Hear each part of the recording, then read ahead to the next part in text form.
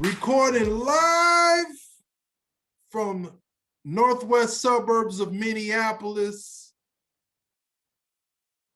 I'm the host and the creator, Coop DeVille, aka LaShawn. And on this episode, I'm going to be interviewing assistant coach of Baylor University men's basketball and national champions, Mr. Jared Nunnes. This brother, we're going to go into his beginnings when he was a really good basketball player out of Hopkins High School, as a really good ball player in college for Valpo University in Indiana. And then we're just going to talk about his journey down in Waco, Texas, assistant coach at Baylor University. So this is going to be a very good interview. I'm excited. This is a real good friend of mine. We go back.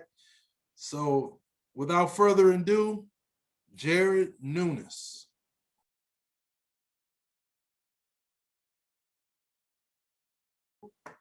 I got my boy. This has been my dude since the Timberwolves drafted Lauren Woods. You know what I'm saying? This is the infamous Jared Nunnes. What's up, my guy? What's up, man? AKA, I call him J Noon. I'm gonna still call you J Noon, man. Yes, sir, man. That's I know you a coach and everything, but I'm gonna say J Noon.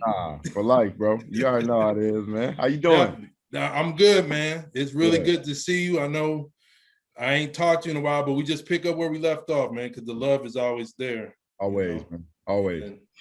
And, before we go into the major success, I just wanted to talk about the background and then what led up to that. Yeah. You know what I'm saying? So just real quick, what we do on this show, on this podcast, Noon, is it's a platform to big up the Twin Cities, Minnesota, you know, for everybody, but mainly for our people, because we get overlooked. You know what I'm saying? So when I interview people, I always start off by asking them, how did they become a Twin City affiliate? A Twin City affiliate is somebody that was either born and raised in Minnesota or, you know, moved here, lived here for about over 2-3 years. Yeah. So I'm gonna throw it right at you to start this off. How are you a Twin Cities affiliate? Okay. So my pops moved from Minneapolis, actually to Atlanta to Minneapolis, when I was in the 4th grade. So from 4th grade till I'd say my mid-20s, I lived in Minneapolis. I went to school at Valpo, Indiana from 97 to 2001. So from that time was the only time I was away from Minnesota up until a point where I came here to Texas.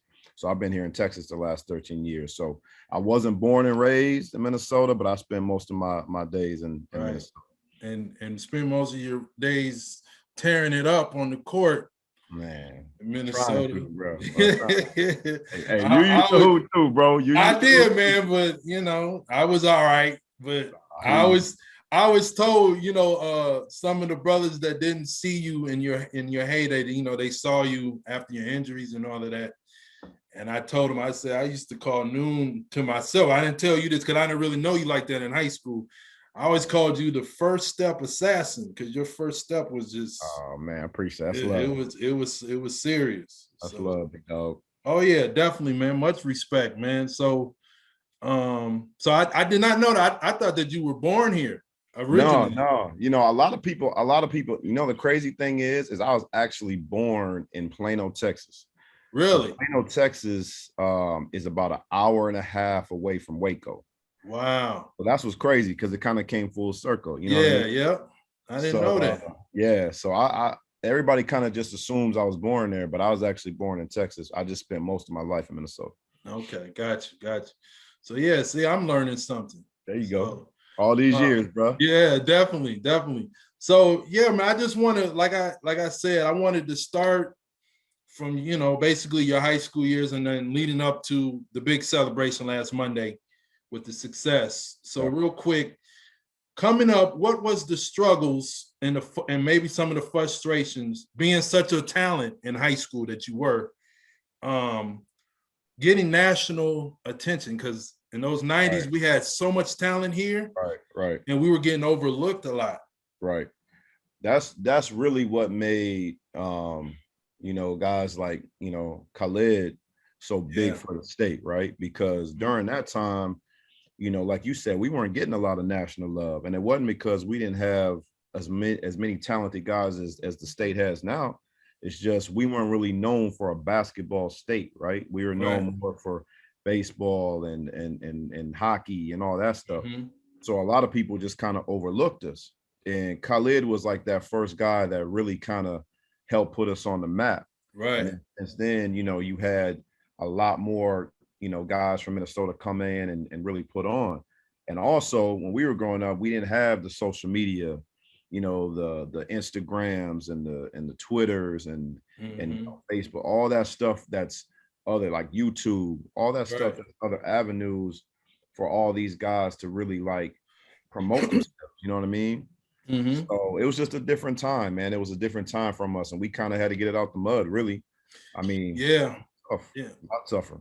And you know what's crazy about them? I'm glad you brought up, Khalid Alameen, because he's such a talent, and he basically, like you said, opened the door. And there were so many really good talented Yeah. players before him, like Mestis. Oh Shout out man, to I was gonna Robert say that. Mestis Yeah, and you know how much I Chris love Rob. Rainey. Yeah, Yeah. you know what I'm saying? Like, I mean, we can name players for days. Right. You know what I'm saying? And that's what's so crazy, because when I have conversations with some of my cousins that live in Oakland or Yeah. Chicago, or some of my people that, not familiar, I Yeah. tell them, I name these people to them. They be like, word? I'll be like, man, let me tell you. Yeah, You know what I'm for saying? sure, man. For sure. Yeah, Yeah. Rob was a huge influence, like kind of in my life. Like he was like kind of like the old head, the OG, right? Yeah. Like he taught me a lot of things. You name Chris Rainey. I mean, how good was Chris? I mean, Man. he one of the best ever. You know what I mean? Football too.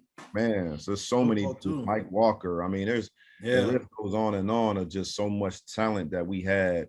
Jason Daisy, all kind Man, of cats. Daisy, everybody, man. I mean, it was really a lot of talent, man. And it's a shame that so many of us and so many of those guys got overlooked, man. Yeah, right.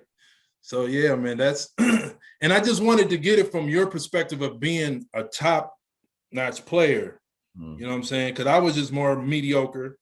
But I was, man. I mean, I wasn't getting man. Come on, bro. I was in the shadows of Darius Lane, rightfully so. You know what I'm saying? I hear you. So, but no, I just want you to expand a little bit more, like being on that level of a player that you were with the recruiting, and then like, how did it lead to you choosing Valpo? Because I'm gonna just keep it real, that was a shock for me. But then after I saw you at Valpo, I understood it. I understood it. So growing up, when when we were younger, like red shirting was kind of like a little bit more frowned upon, right? Mm-hmm. Like during our time. Now you see a lot of guys taking advantage of like red shirting, whether it's academics, whether it's whether they to get stronger, whatever the case may be. A lot of guys are taking advantage of the opportunity. Right. So for me, like, you remember I was thin. I was real thin. I was like 5'10", like 165 pounds coming out of high school. You know what I mean? So a lot of the bigger schools, were offering, but they wanted me to redshirt. At that time, I was just like, man, I'm not trying to redshirt. I want to play. You know what I mean? Because I've been playing all my life. And I couldn't, it was hard for me to see myself sitting out a whole year and not playing and just getting stronger and working on my body and all that. So, Valpo gave me the opportunity to play a lot as a freshman, to be a part of like a winning program, get a chance to play in the NCAA tournament. Yep. And so, I took that opportunity. I mean, looking back, would I have done it all over again? Who knows? If I would have known the knowledge I know now, because I see the benefit of redshirting and what it can do to have basically play 5 years to have 4. You know what I'm saying? Yep. But I mean, the memories and the things that I got from Valpo, man, I wouldn't change that for anything. Yeah, man, because after you were there, man, and I just saw how y'all played. Yeah. And just a unit. And we're gonna go into that too, of how it's gone into the Baylor mindset, because I see the foundation in that. Yeah. But we're gonna attack that later on. But so also, like, how did it?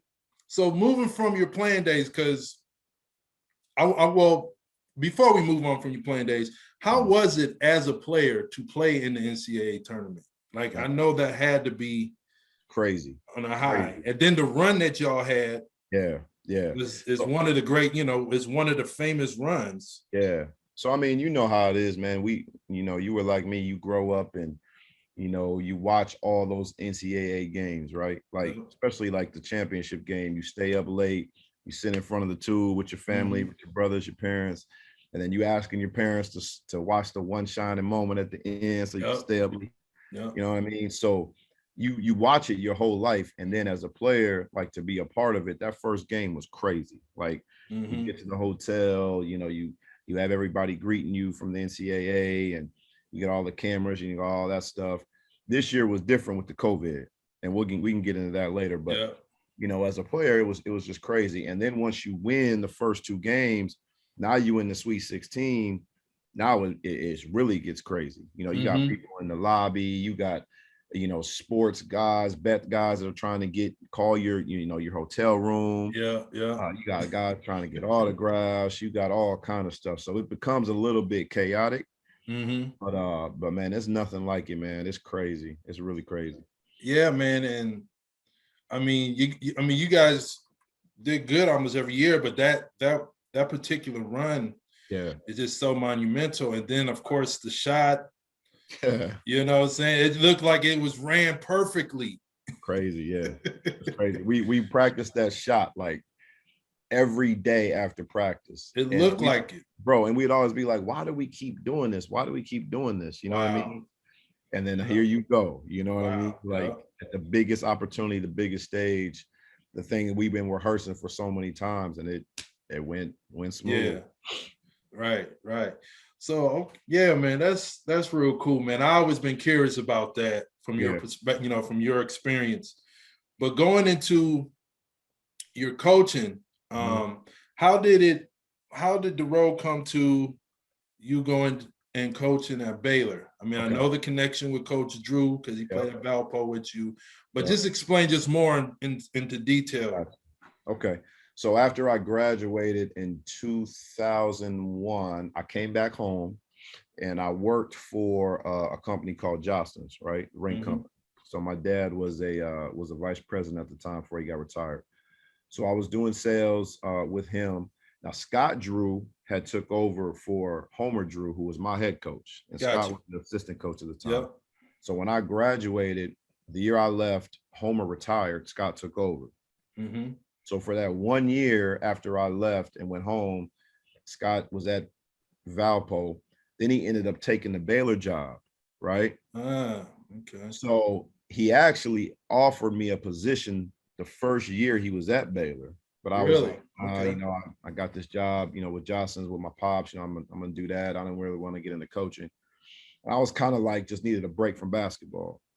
So then I decided, man, I miss it too much. I started doing my, my individual trainings, coaching in high schools, going back and being an assistant coach at Hopkins. And then 7 years later, he called again and was like, look, I got another opportunity for you. Really want you to come down. What do you say? And at that time, I was like, you know what? I want to give this a shot. He threw it to you second time. It was sort of hard to turn it down. That second time, I wasn't trying to turn it down. Oh, that's understandable. You know what I mean? So, man, I've been here, going on this will be my 12th year. Nunnes, it's been that long? Man, it's been that long, bro. Been that long, bro. Wait a minute. Yeah, because when we were watching, not this past weekend, the weekend before, like I told you, my wife is not that big into sports, but she was watching the tournament to support you and the Twin City love, right? And she asked me how long you've been down there. I said, I think you've been down there 8-9 years. So it's been 12? Well, bro. Yeah. Wow. Long time, man. Long time, man. Yeah, man. Because I remember, man, just how hyped you were when I was hyped for you. Yeah. When you got the job, you told me. Yeah. I'm like, man, that's what's up, man. And it was dope. Yeah. So, and I knew, and then I already knew, like, just the connection with Coach Drew. It was just, it was a good setup, man. So Yeah. dang, I'm just sort of shocked. I didn't know it was 12 years. Yeah, a lot of people actually say that. Like, I've talked to some other people back home. They'll be like, "So you've been down there like 7 or 8 years?" I'm like, "Shoot, no, I've been down Wow. there for a minute." Wow. And yeah, Well, just okay. So you explained. So I'm glad you explained that connection with Coach Drew, and yeah, I just think that's just real cool. Like that just shows a forever family yeah, thing friendship. that y'all had at Valpo, Yeah, and I think that's how it should go. So yeah, going into that, explain like it just seems like you guys, the coaching, it was like a family style of developing these young men. yeah, And you can see that how this, well, not just this year. I don't want to yeah. just pinpoint on this year because y'all Right, won. You know right, what I'm saying? I mean, that's like the crystallizing of y'all's right. method, but it just seems like even the years that were mediocre and even other years that y'all were good, I noticed a family style of coaching and developing the young men. Yeah, that's Can you definitely. explain that for me? So that's definitely, what we try to pride ourselves on. You know what I mean? Is, making sure we, get high character kids, a culture of family. Mhm. Uh, we tell all the parents that allow their kids to come into our program that we're just not trying to create great basketball players, trying to create great men. You know what I Yeah. mean? So for us, we spend a lot of time pouring into our guys, especially me. Like, I try to pour into our guys, as much as I can from my own experiences, things that I've learned over the years as a player, as a father. Mm-hmm. And we want our guys to be great fathers, to be great husbands, to treat people with respect. You know what I mean? To love each other. And our thing is we have a motto that's called joy. It's Jesus, others, than yourself. Mm. That's our motto of our Wow. program. You know what I That's mean? what's up. So that's just what we pride ourselves on, man. And we just try to, encourage that to our guys. And they did a great job, Yeah. out this year. So And you know what, Noon? Credit to you and the coaching staff because you guys really showed that when you guys had to deal with the difficulties with Isaiah Austin, yeah, yeah, yeah. with the the syndrome that he had, and Absolutely. he was the man. Like he Yeah, really did good for y'all and good for himself, yeah, and he was hands down going to be the number one pick. yeah, And just going to that, like it just shows to me on the outside looking in, that sort of showed like your guys' coaching method and the family that you guys were developing. yeah, And there's a perfect example of that with a brother yeah, that had all the talent in the world, yeah. but then he gets hit with that syndrome. Yeah. So it was one of the toughest, even to this day, it's probably one of the toughest situations that I've ever been through in my life as a coach. Like, when Mm. once we found out, he was about a week and a half away from the draft, and he got the physical results back. And I remember, us getting that information, and like 6 of us coaches went up to his house because his mom's house is in Dallas. Okay. We drove from Waco to Dallas, and we were all there. His agent was there, his family was there, and he was at the gym working out. He came back, and we told him what the results were and that he wasn't going to be able to play in the NBA. Mm. And he just broke down, started hitting his hand on the wall. He just kind of collapsed in his parents' arms. We all started crying. I mean, it was an emotional. I mean, it Yeah. lasted for about 4 or 5 hours. Uh, Wow. but the greatest thing about him and what we're proud of him about, man, is he took his story and turned it into something, amazing. And he's Yep. still actually playing overseas now, because Oh, he is. yeah, Oh, he was okay. able to play overseas and get cleared from some leagues that allowed him to play. Okay, got Uh, you. he took his story. He went around and he spoke to different groups, shared his experiences, shared his story, shared how he took a negative into a positive. Mm-hmm. The NBA did something cool, and they drafted him as an honorary draft pick that night. That was real. That was real So that good. was real. That was much love. And man, he's doing great, man. He's working on finishing his degree this summer. So Good. he'll do that. And man, he's a great kid. He's doing great, man. So I actually was just talking to him this morning because we got something that we're doing for Coach Drew later on today. But yeah, he's doing Okay. great. Yeah, that's cool, man. Because I really like that, man. And it's so hard. It's easy to focus on what's on TV and Right. success and wins, but that's the truth of the coaching right there. That's forever. So, like, I just want to commend you and the coaching staff because Appreciate it, bro. that's the thing that I really noticed before all the wins and all of that. Yeah. And then moving on to this season, man. How tough was it, man, with the COVID-19 awareness and regulation? Like, explain that to me, because for me personally, before you answer, I'm gonna just be honest. I was just tuned off by sports. Yeah. Because my original thought process was like they should cancel sports. Right. Because I didn't know like how they were going to regulate things and all of that. And then I didn't start watching sports until like December, to be honest with you, about December, because everybody would hit me up like, "You seen Baylor?" I'm like, "No, not really."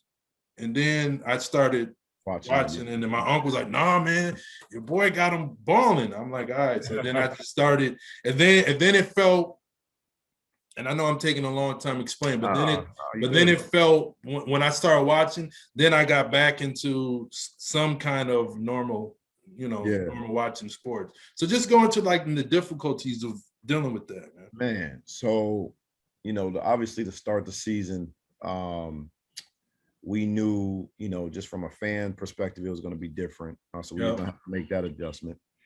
And then early on, there was a few of our games had gotten canceled, right? Mm-hmm. Actually, the Gonzaga game, right? Villanova game. We were actually at the hotel getting ready to load up the bus for the Gonzaga game. And we got told right as we were loading the bus that, they had a positive, and we, they had to scratch the game. So that was, a big letdown. And so then you go all the way up until our 3-week pause, where we had 12 people in our whole program, including myself, that had COVID. Wow. Right? So we played Texas, had a huge game against Texas, one of our better games, and we were undefeated. And Texas had a few guys who had the COVID before us, right? Yep. So we get back, and all of a sudden, two guys that come back, and it's, we test when we get back, they came back positive. Then all of a sudden, two more, then two coaches, and then it just spiraled down. So we were actually off for 20 days from when we got it, man. And then on top of that, I personally had COVID during the time when Texas had that big freeze over. Oh, dang, really? Yeah, like Minnesota. Wow. Bro, like when it snows and it's cold down here. Oh, is everything shut down? Yeah, they're not used to it. Like back home, I mean, shoot, that's just what we do. Yep. And everything froze. So I went 2.5 days while I had COVID, while I had all my kids in the house, no power. Wow. Had to try to just figure it all out. Had people bringing firewood and stuff like that because I couldn't leave the house because I was quarantined in my bedroom. Dang. So, and two more coaches, same thing. So long story short, man, it was really, really difficult. And then going to the bubble, right? I might be getting ahead of myself. You may want to cover this in a second, but no, go into that, man. Going into the bubble for the NCAA tournament and for the Big 12 tournament, I'm gone 28 days. You know what I mean? To where we go to Big 12, which is in Kansas City. We got to be basically quarantined up in our hotel room that whole time, unless you're practicing and for games. We lose that game. So we travel straight against Oak State. We travel straight from Kansas City to Indianapolis. You're quarantined for 24 hours in your room. They bring food to your door, can't leave your room, got to stay in there. Wow. And so, you pretty much, security's all over the place. You can't leave a bubble unless you're with the team, unless you're going to your games. If you get caught walking out of the bubble and you walk back in, you can get kicked out. Wow. So couldn't see family except for across the street or through a glass door. Couldn't talk to them, couldn't hug them, none of that stuff. So it was definitely now it was worth it, obviously, but I got you. I'm trying to visualize that. bro, it was no joke, man. And then just to be in that, like we had a couple of guys who got quarantined twice. Now think about this. You in a hotel room for 12 days. Right. You can't leave the hotel room. You can't leave your room. You can't leave that hotel room. So our guys, when two of our players had to get quarantined, they had to do it twice. Had to go into a hotel room, had meals brought to the door. I mean, it's almost like you were doing time. Yeah, you know? That's what it sounds like. You just in a nice hotel. Bro, just in a nice hotel, can't leave the room. So the mental stuff, the mental side of it is what you got to be worried about too, man. Like some guys, I know some kids and on other teams, man, they actually got sent home after they got quarantined from their team because they just mentally did so much to them, man. I mean, it was tough. That had to be tough, man, and coaching and getting your players still. Yeah. And wow, I'm really trying to picture that. Yeah.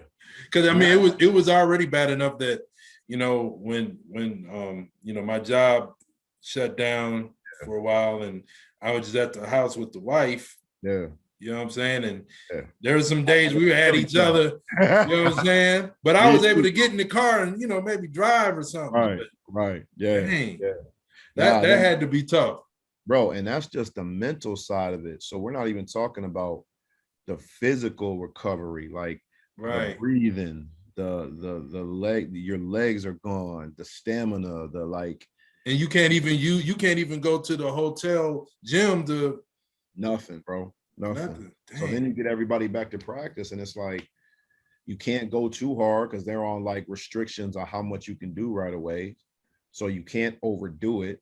So that's why, you know, they said it took like 3 or 4 games for you to get like normal. You know what I'm saying? Did it feel like 2 seasons, sort of? Yeah, bro. Because it's like you had to start all over after the coach. Yeah. And that's what people don't really like. People were always saying, and they were right, like Baylor's not the same. Well, we weren't the same.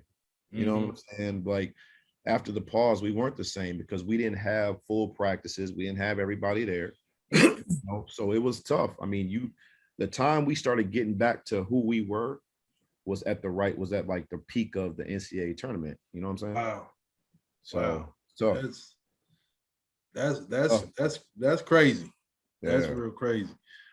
Well, going into this next question. So you explained that and gave a good visual. So this is probably what goes into this question. So because what I noticed, Noon, is I noticed about all the teams, like I said, but this team, especially in that tournament, y'all were so like y'all players were so disciplined, man.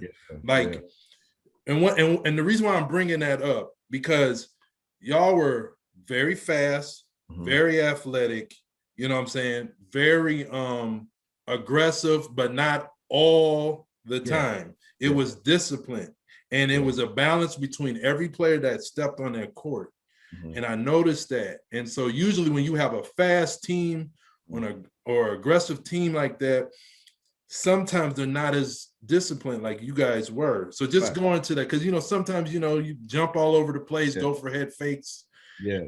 Just going to just how disciplined y'all players were and then what went into getting them to that point. So one, I think, you know, we had an older group, which is always helpful, right? When you got guys that have had experience and you have a lot of maturity. And we had for the last 2 years, I mean, we had only lost 6 games, you know what I mean? So those guys had a lot of experience. And you know this, and I know this, when you have really excellent guard play, it's going to really help your chances of having a lot of success. And we felt like collectively, arguably, we had the 4 best guards in the country. You know what I'm saying? Forehead monster. Yeah. So I mean, they were very, very high basketball IQ. Worked really, really hard. Studied film more than any group we've ever had. Right. Sat in on, wanted to sit in on coaches meetings, wanted to sit in on scouting reports, wanted to, just learn as much as they could to where they could help themselves and their teammates apply it to the game, right? Mm-hmm. And like we always say, man, you can be the greatest coaches in the world, but especially at our level, if you don't have the players, it ain't gonna matter. Right. So you need, great players, high character guys to help you get to where you need to get to. You know what I'm saying? So I think our guys, the culture we had, the fact that those guys were like we had a player-led team where they were able to like understand the standards that they set, not just us as a program, but what they wanted. Like what they wanted. Like we had guys who came back solely to try to win a national championship. Wow. And that's rare in this time. Yeah. That's and rare. We had guys that could have left and could have, went pro and explored other options. They felt like last year, because when COVID hit, it got taken away from us. Got you. They wanted to come back and get what they felt like was theirs, was ours. And that's rare. It makes sense, but it's rare. Right. Because super rare. Like what, like in the times that we're in, it's like there's some players, they can play 7-8 games. Yep. And then there's the pros looking at them, and then they'll want to leave, Yep. And I can understand that from that perspective, but that's rare what you just explained. Yeah. So and then it was played out too, man. It looked like not just the championship game. Yeah. The game before. I'm just gonna point those two games out. It really, I mean, all the other games too, but it really looked like your players studied film and understood who they were playing against. Because that Houston team, because I was talking to somebody, they were like, yeah, that Houston wasn't all that good. I'm like, no, that Houston team was athletic. Very good. Just like Baylor. Very good team.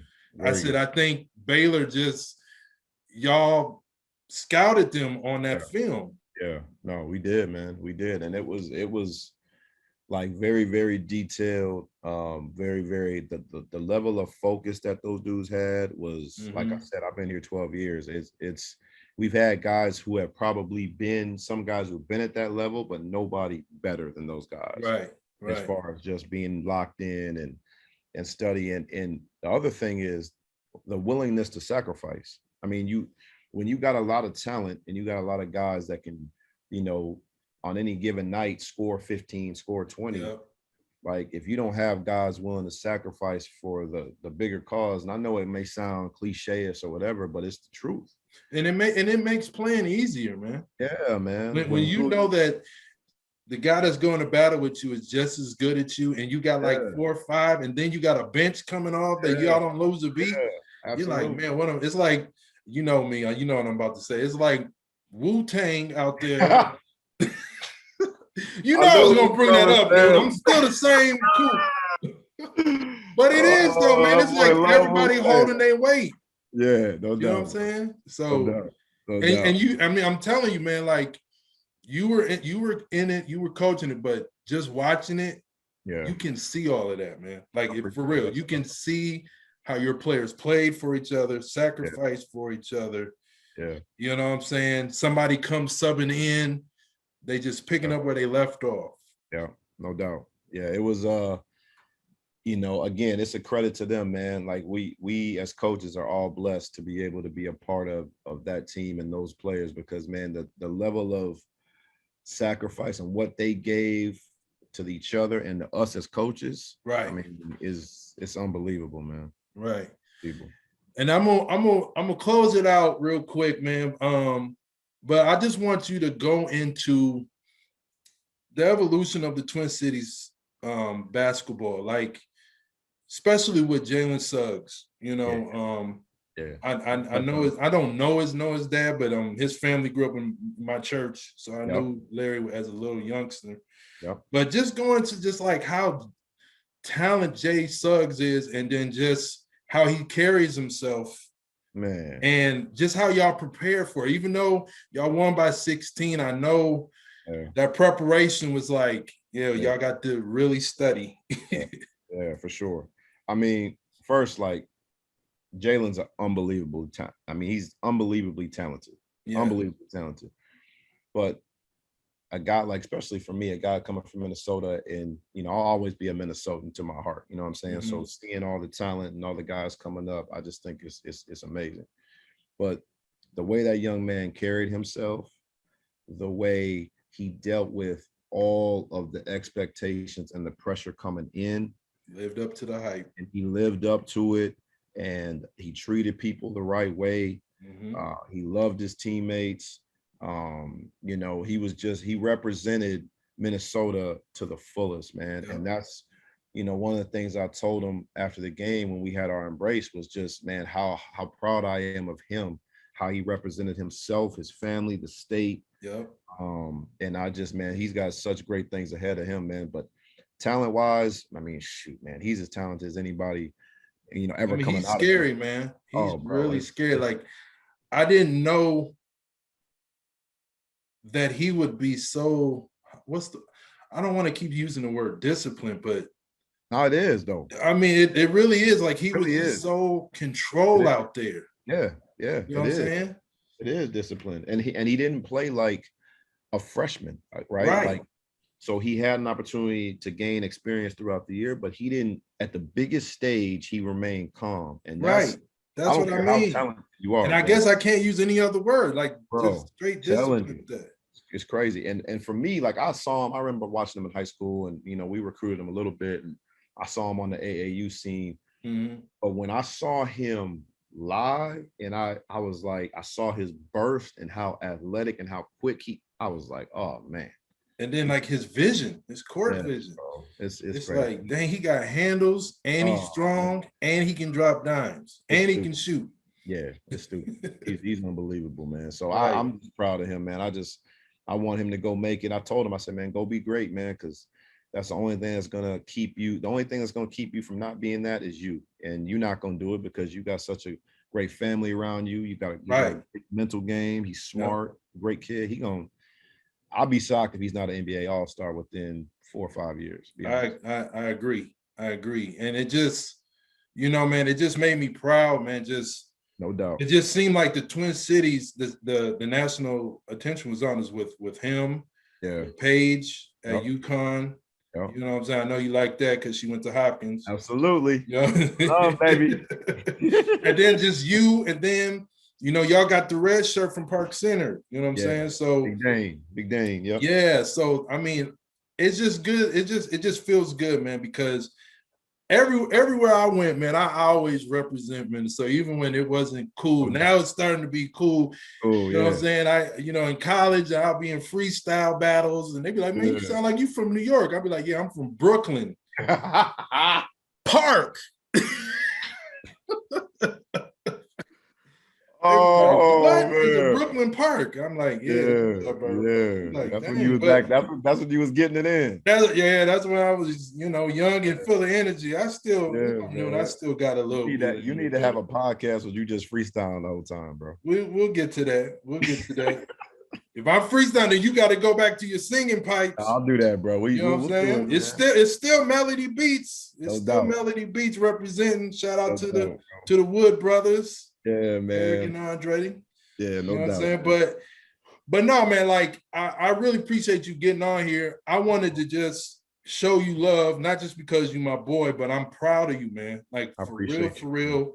I know how excited you was. Yeah. I know the work you've been putting in, and you started from the bottom. No. Like, for real, I know that sounds cliche, but that's real. That's real talk. Yeah, for sure. That's real talk, man. Yeah, I'm just proud of you, man. And I appreciate you, my G. My family, my mom always called me. She keeps up with y'all, and before my dad passed, he kept up with y'all. My uncle.